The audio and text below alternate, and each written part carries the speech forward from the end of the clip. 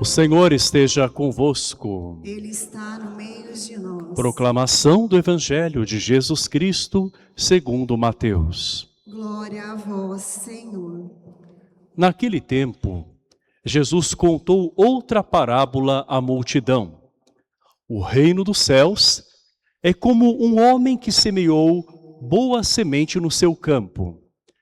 Enquanto todos dormiam, veio seu inimigo, semeou joio no meio do trigo e foi embora. Quando o trigo cresceu e as espigas começaram a se formar, apareceu também o joio. Os empregados foram procurar o dono e lhe perguntaram: Senhor, não semeaste boa semente no teu campo? De onde veio então o joio? O dono respondeu: Foi algum inimigo que fez isso. Os empregados lhe perguntaram: Queres que vamos arrancar o joio? O dono respondeu: Não. Pode acontecer que, arrancando o joio, arranqueis também o trigo. Deixai crescer um e outro até a colheita. E no tempo da colheita, direi aos que cortam o trigo: arrancai primeiro o trigo, e amarrai-o em feixes para ser queimado.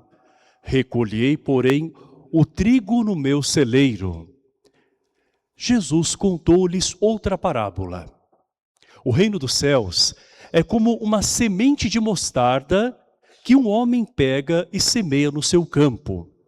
Embora ela seja a menor de todas as sementes, quando cresce, fica maior do que as outras plantas e torna-se uma árvore, de modo que os pássaros vêm e fazem ninhos em seus ramos. Jesus contou-lhes ainda uma outra parábola. O reino dos céus é como o fermento que uma mulher pega e mistura com 3 porções de farinha até que tudo fique fermentado. Tudo isso, Jesus falava em parábolas às multidões. Nada lhes falava sem usar parábolas, para se cumprir o que foi dito pelo profeta: abrirei a boca para falar em parábolas. Vou proclamar coisas escondidas desde a criação do mundo. Então Jesus deixou as multidões e foi para casa. Seus discípulos aproximaram-se dele e disseram: Explica-nos a parábola do joio.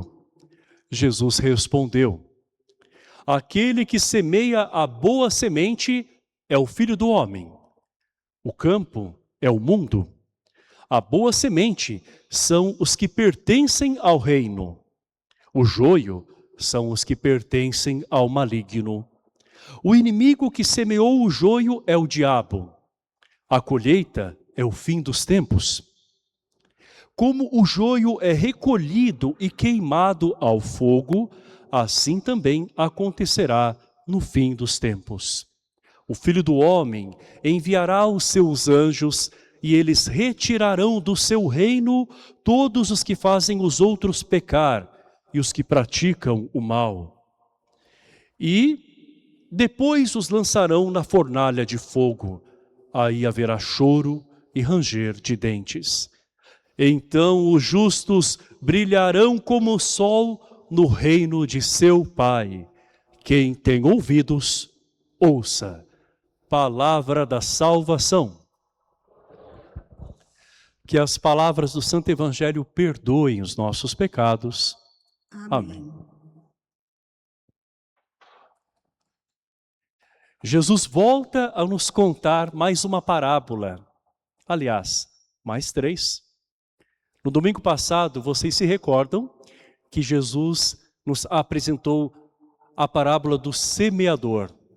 Hoje, a semente aparece novamente nesta outra parábola. É a semente de trigo, mas junto com ela também vem a semente do joio. O que esta primeira parábola quer nos dizer? Deus é paciente. Nós, nem sempre.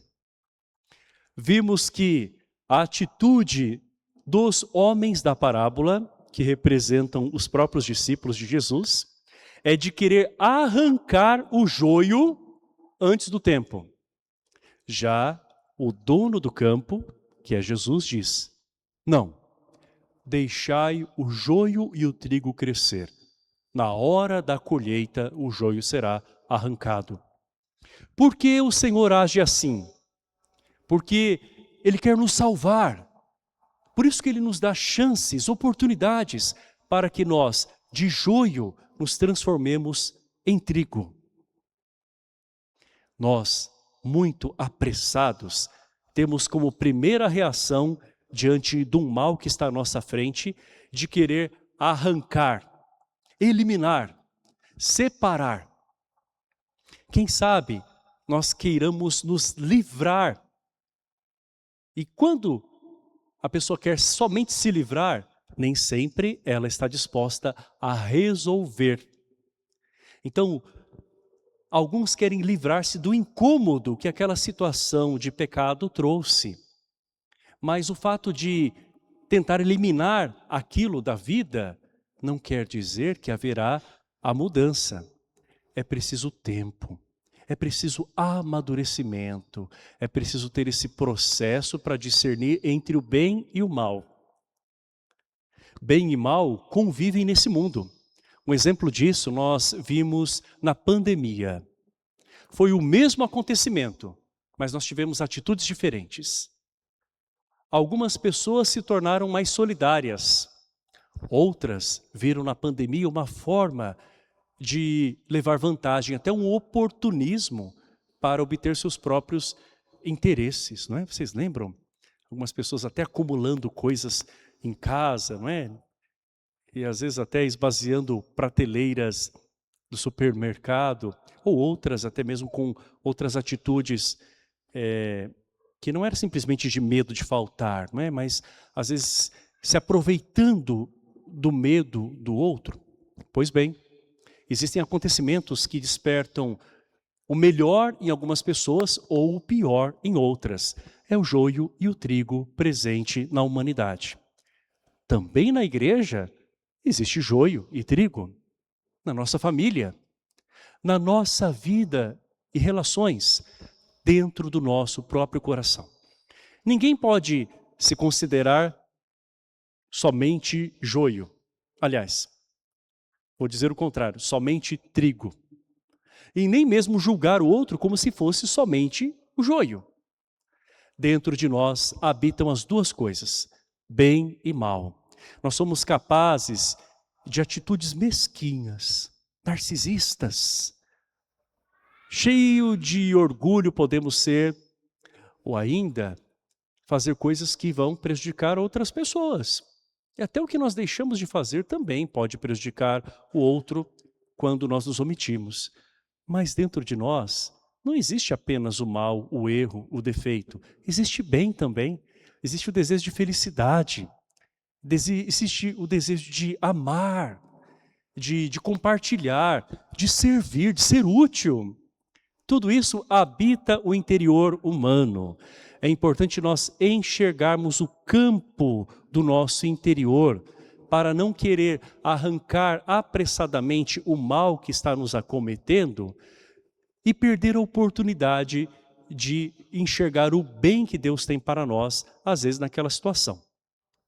Um outro exemplo, quando alguém tenta se livrar de um mal que está incomodando, pode, quem sabe, se tomar uma atitude precipitada, perder outras coisas que são um bem maior. Então, quando você tenta eliminar, não é, a pessoa da tua vida, porque afinal de contas você só vê o pecado que ela cometeu, talvez você esteja perdendo a oportunidade naquele momento de se deixar transformar, de crescer, de se santificar, ou quem sabe até mesmo de ajudar aquela pessoa a se converter. Em dias de imediatismo como nós vivemos nesta época, é muito fácil, né, cancelar o outro, deletar o outro da vida, não só nas redes sociais, mas também em outros âmbitos da vida, não é? Bloquear alguém ou até mesmo anular uma pessoa. É aquilo que aconteceu já na parábola dita por Jesus há tanto tempo: arrancar o joio apressadamente. E quando se arranca o mal, simplesmente por conta da ansiedade, nós perdemos também o bem que vem com ele. Não porque o mal e o bem estão misturados, mas eles estão, sim, convivendo lado a lado. Na sociedade nós temos tantas atitudes más, mas nós temos também tantas coisas boas. Talvez nas notícias fiquem mais em evidência aquilo que de mal acontece, mas existem também tantas boas iniciativas que às vezes são feitas nos bastidores, não é? Ficam no anonimato. Joio e trigo. Não façamos como naquele provérbio brasileiro: não jogar a água suja da bacia com a criança junto. Quem nunca ouviu esse provérbio pode imaginar a cena de alguém que está dando banho numa criança, não é? Que depois de fazer suas necessidades está ali sendo limpa, e ao jogar aquela água que precisa ser descartada, acaba jogando a criança junto. Que coisa, não é? Isso pode acontecer na nossa vida também. Tentando eliminar alguns males, nós podemos talvez até acabar eliminando junto o aprendizado que aquele mal trouxe e até mesmo a ocasião de nós nos voltarmos ainda mais para Deus. Não basta somente querer tirar o pecado do outro ou até mesmo de nós, se nós não estivermos prontos para nos abrir para o bem. É preciso deixar o bem crescer. Não adianta você somente querer tirar aquilo que é mal. É preciso dar espaço para Deus fazer o bem crescer, porque daí sim, na hora certa, nós vamos extirpar o mal. Não é somente se livrar daquilo que nos incomoda, é nos libertar. São duas coisas que parecem a mesma: livrar-se e libertar-se. Livrar-se é próprio de quem tem ansiedade de tirar aquilo da sua frente, porque aquilo está sendo insuportável, não é? Não aguento mais. Libertar-se é diferente. Libertar-se é não permitir mais que aquilo determine o caminho. É buscar a paz interior, é ter novas atitudes, é ter mais harmonia depois do aprendizado daquilo que se viveu. Isso pode acontecer em vários aspectos da nossa vida. A crise na vida de um casal, com o joio que pode estar no momento da relação, pode ser também uma oportunidade para que o trigo cresça, para que o amor amadureça, para que a superação aconteça. Também na vida de um adolescente, que às vezes quebra a cabeça, não é? Faz as coisas, quem sabe, pelo ímpeto, pelo impulso, ou até mesmo adultos, né? Fazer uma escolha errada daquele joio pode talvez trazer a oportunidade de uma reflexão para que a pessoa se dê conta: não é esse o caminho. E aí começa a crescer também o trigo. É uma pessoa mais experiente, uma pessoa que agora se dá conta do que deve fazer conforme o plano de Deus, aprende com o próprio erro. O Senhor hoje nos apresenta esta parábola para que nós não nos precipitemos, para que nós não tentemos eliminar o pecado do outro sem olhar para aquilo que precisa ser transformado em nós. Por isso que Jesus conta outras duas parábolas para completar estas três. Ele fala daquela sementinha de mostarda na segunda parábola, tão pequena, mas que depois que cresce, tem os seus ramos que agora abrigam as aves. Sementinha de mostarda, parece insignificante e a gente quase que não enxerga. São os pequenos gestos, são as pequenas atitudes perseverantes que podem fazer com que um resultado apareça. Às vezes a gente quer algo palpável no começo, quer algo grande para a gente ter a certeza de que a gente está no caminho certo, quer resultado, né? Mas é preciso primeiro ter a iniciativa da pequena semente. Então fazer pequenas coisas que com constância depois vão trazer grandes resultados. O mesmo se diga da terceira parábola de Jesus. Um punhadinho de fermento que é colocado junto com 3 porções de farinha. Não é o fermento que faz a massa crescer, mas ele ali no meio da farinha é minoria. O cristão, em alguns ambientes, talvez seja minoria. Alguém que busca o bem, busca viver o evangelho, em meio a outras pessoas que têm outros pensamentos, outros estilos de vida, outros perfis. Mas é o fermento que, embora pareça pouco, que pode fazer a massa crescer. Então o testemunho de alguém, a postura de alguém que é cristão no meio daquelas pessoas, quando alguém é justo, é honesto, quando alguém mostra que é possível viver diferente, sim, é possível ser fiel, é possível olhar para o outro, importar-se, respeitar o outro, não é? É possível também trabalhar a paciência, às vezes até naquilo que mais nos irrita, que nos tira do centro. O pouquinho de fermento pode fazer grande diferença em muitos lugares, quando existem cristãos que mantêm o seu testemunho. Não são pessoas perfeitas, mas são pessoas que mostram que é possível seguir o caminho de Cristo. É possível superar as situações de pecado. É possível fazer com que a graça cresça em nós. Vamos, amados irmãos, olhar para a nossa própria vida e distinguir entre o joio e o trigo. Para isso, seja muito honesto consigo mesmo. Olhe para as situações erradas, mas enxergue acima de tudo aquilo que Deus está pedindo naquele momento, para que você não acabe arrancando joio e trigo juntos, mas que na hora certa, na hora da colheita, você possa extirpar aquilo da tua vida e dizer, não, não quero mais, porque você viu também o joio junto com o trigo que está ali à sua frente. Daí você pode escolher. Calma aí. Tem 2 coisas agora diante de mim. Será que eu vou me deixar perder pelo pecado se existe uma possibilidade de uma vida em Deus, de harmonia? É o trigo. Por fim, vamos nos lembrar de que o Senhor quer que a nossa presença, como aquela semente de mostarda, como aquele fermento, possa ser a diferença na vida de muitas pessoas.